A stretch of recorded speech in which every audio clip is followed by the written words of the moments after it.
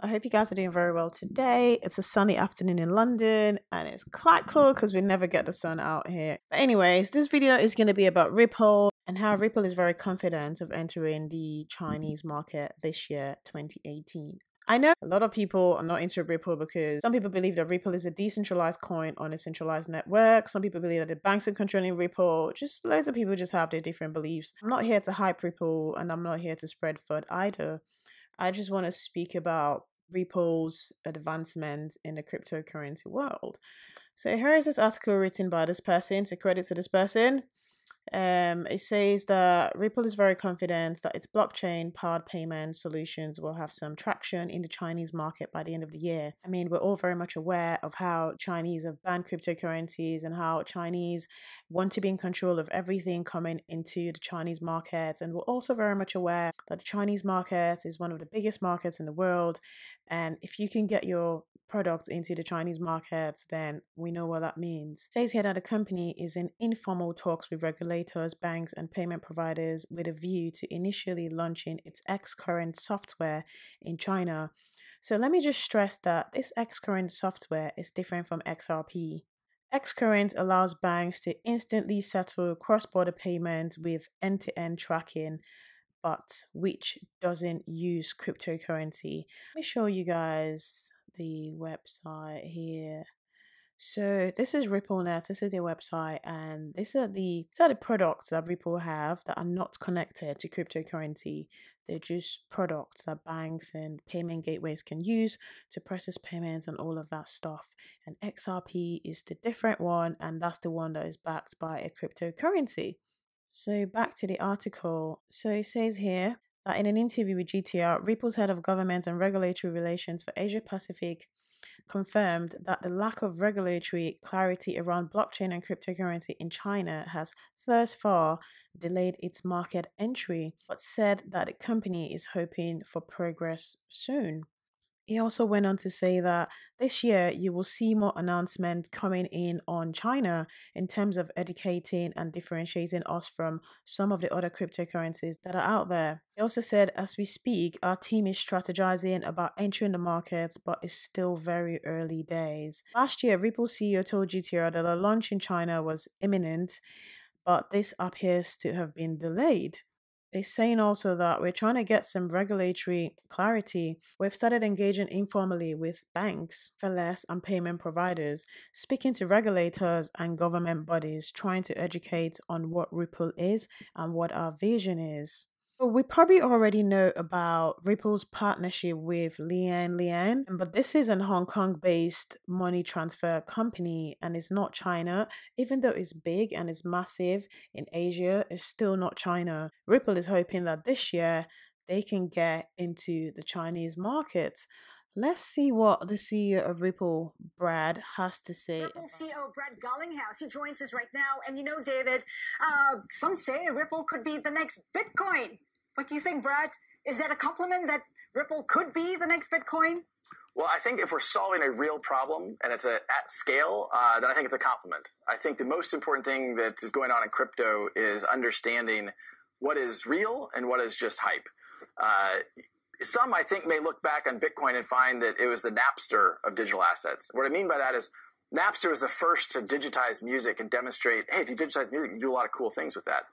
But ultimately, they were circumventing trademark laws, they were circumventing royalty payments, and government stepped in, and Napster was not successful. But Spotify, iTunes, Pandora, they were very successful. I think what you'll find is that maybe the next generation of digital assets ends up solving some of the original problems that Bitcoin set out to solve. So RippleNet is trying to take on Swift. What's been the traction like? Who's come on board? Well, it's interesting as you step back and look at this. If you and I decided we were going to send $10,000 to California today, the fastest way for us to do it would be to drive to the airport and fly it there. That's a crazy thing to think about when you're in the age of the internet and we're used to information on demand. When we think about the customers that have come on board, it's because we're solving that real problem. We're changing the nature of a payment taking days to settle to California to seconds.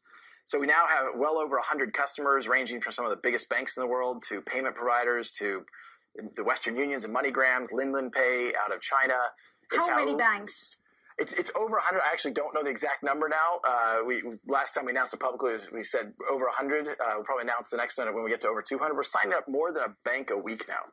The thing is, it's not the number of banks, it's the volume for sure out there. What kind of volume are you looking at? Well, we've had one that we can talk publicly about is we have a one corridor run by SEB, which is one of the first or second largest bank in Sweden, has done over $1 billion USD equivalent through one corridor. So while on the global macro scale, that we're still just getting started.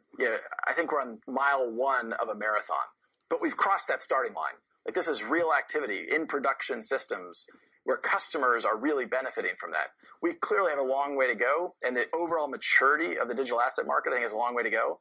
But if we keep going back to let's focus on a real problem and solve a real problem for real customers, I'm really optimistic.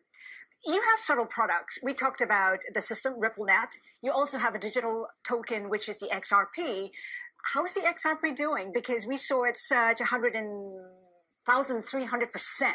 Right. So XRP actually was the best performing digital asset in 2017. It was up, I think, something like 25,000%. The excitement around digital assets is because I think you're solving a real problem. And I think one of the things you saw happen, particularly last December, is there's understandably concern about regulation and what does that mean for digital assets. From the get-go, Ripple has worked with regulators, and we have worked with regulated institutions like banks where there isn't regulatory uncertainty.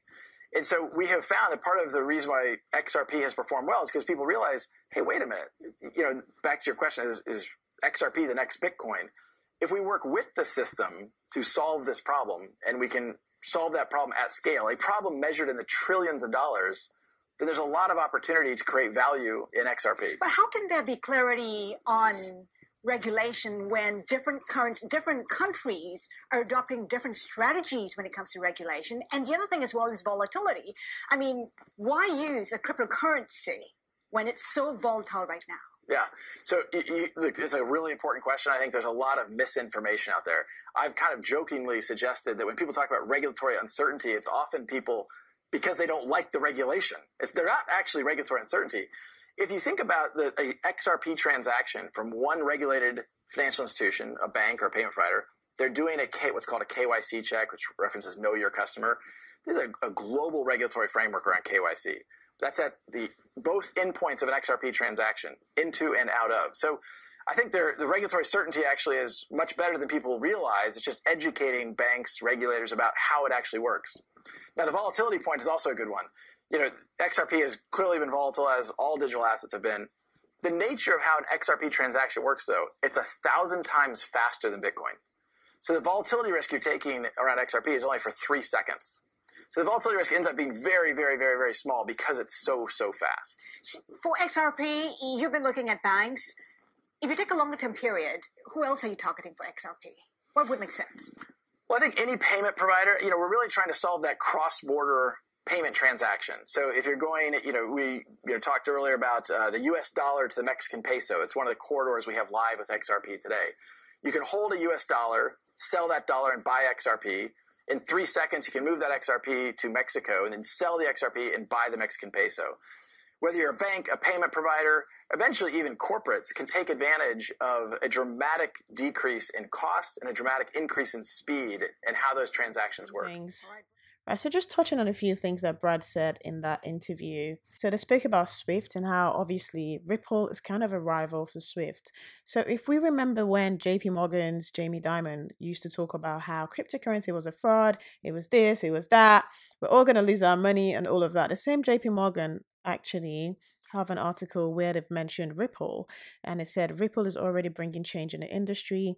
Swift has responded with the creation of the Global Payments Innovation, a platform that allows for faster payments and tracking capabilities, partly a result of the disruptive force that the new pioneers like Ripple have created in the industry. Just as Brad said, Ripple is 1,000 times faster than Bitcoin. Swift are a competition, and they introduced their universal real-time payment tracking, which is believed to be a direct result of what Ripple was doing. Also, Swift GPI reduces cross-border payment times to minutes, even seconds. So yeah, there's loads of competition between cryptocurrency part of Ripple, which is the XRP, and the conventional businesses like Swift. So let's go back to talking about xCurrent. So basically, XRP, as I said before, is different from xCurrent. But I'm not sure if the price of XRP or the value of XRP is going to be affected when Ripple are able to get their product into the Chinese market. I mean, xCurrent is using the technology of XRP. So I think that XRP will be very significant because XRP is going to benefit from the partnership that the xCurrent part of Ripple is going to have in the Chinese markets. At the end of the day, it's the same technology. So I think that Ripple are trying to get their feet into the door of the Chinese market by introducing a non-crypto way of making faster and less expensive payments. So these companies and these banks and these financial institutions will realize that, oh wow, they've got something here. Let's look into XRP because with XRP, the payments are actually going to be cheaper. Well, let's have a look at the benefits of this xCurrent. So this is a brief technical overview that Ripple have written. So it's real-time on-demand and low-cost payment. Key benefits are access, speed, certainty, and cost. And then you come down to the bottom and then you have compliance, security, and integration. And then it says here that banks and payment providers can use the digital asset XRP to further reduce their cost and access new markets. So I'm just thinking that if they get their feet in the door, then it will open doors for the digital currency, the XRP part of Ripple, to also be adopted by the Chinese markets. So if we look at coin market cap right now, Ripple is still just over $0.50.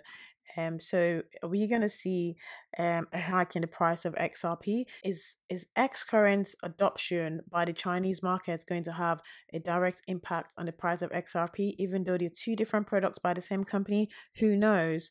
But yeah, I thought I'd let you guys know about the latest on Ripple and how the plan to keep grinding in getting into the Chinese markets. And I think that's it for this video. Any comments on Ripple, please leave down in the comment section below. So please click the bell button so that you don't miss out on my future videos.